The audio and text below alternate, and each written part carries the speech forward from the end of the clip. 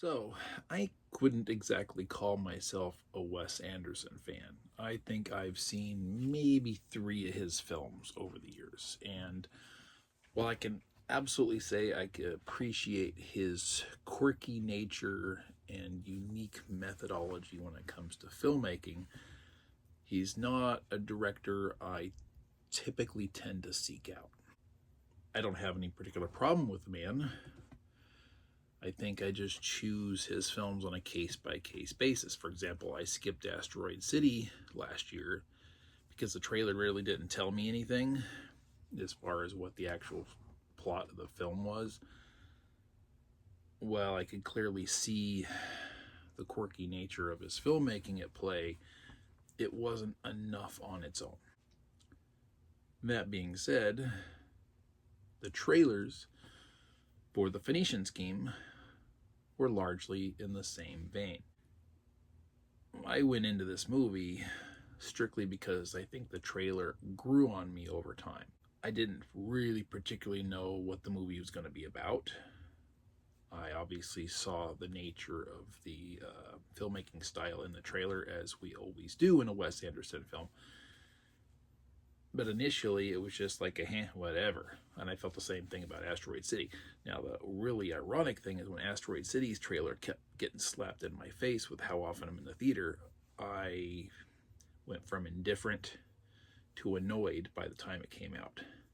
With the Phoenician Scheme, I went from indifferent to curious by the time the movie came out. So, guess what? I went and saw the Phoenician Scheme. That's a long 2-minute way of saying, yeah, I got around to seeing this one. The Phoenician Scheme is a new 2025 Wes Anderson film that clocks in at an hour and 41 minutes. Pretty briskly paced, comfortable setting, very wittily written, although I would say some of the dialogue came across a bit fast paced for me. I feel that this is going to be a film that would benefit from later rewatchings with subtitles on. Personal experience, I think, as far as that goes. Go sugar. I felt that I may have missed more than I should have, and I think a lot of that might have lended itself to a loss of entertainment and humor, although I did pick up quite a lot. I found myself laughing and openly chuckling repeatedly through this movie, so it was overall a good time. So, reading from the Internet Movie Database synopsis of this film, because I find myself having a great deal of difficulty describing what this movie is about. It states, wealthy businessman Zaza Korda appoints his only daughter, a nun, as sole heir to his estate. That's simple enough.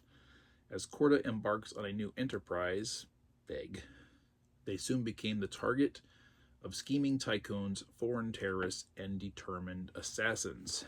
All true.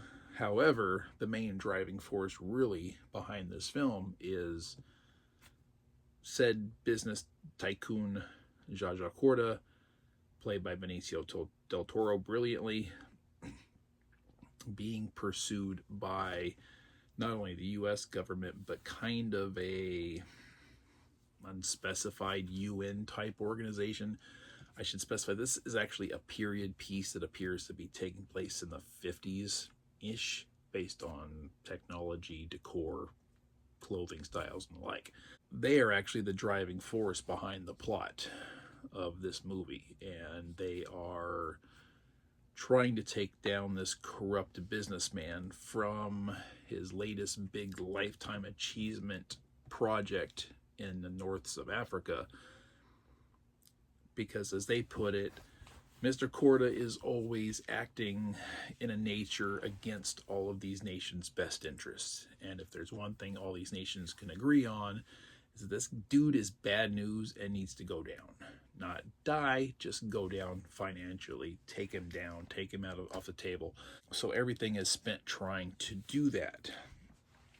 And the man finds himself in a position where he's all essentially racing against the clock to try to get this business venture settled while outrunning terrorists and assassins and so forth and so on. Now, we have basically not quite globe-trotting, but region-trotting adventure where this man is flying around the region, touching base with all of his various business associates and investors in this big project that he's working on, trying to, I gather, get more money out of them as the world's governments look to sabotage him financially to put him under before he can complete this project.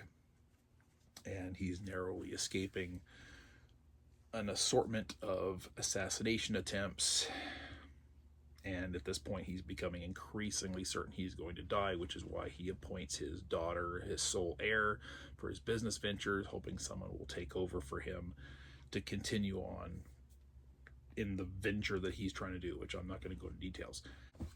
Now, as again, Benicio Toro is absolutely brilliant, I find, in this particular role. Of serious note, whom I've never even heard of before, the actress playing his daughter Liesel is an actress by the name of Mia Threepleton. I hope I'm pronouncing that right. She was great. Michael Cera for Once in a Blue Moon, also really great performance. I found him funny. We have other appearances by Willem Dafoe, F. Murray Abraham, Rupert Friend, whom I have actually only ever really known from Homeland, and I really liked his performance in that. Also got Bill Murray in a funny little cameo, and we have Tom Hanks, Bryan Cranston, F.U. Tom Hanks, but both do a nice little short role I like. Charlotte Gainsbourg has a small cameo in that, although I didn't actually notice her in there. Benedict Cumberbatch, whom I'm not seeing anywhere listed here in the credits so of because of this new, of course, he's the very end. Thanks, Internet Movie Database.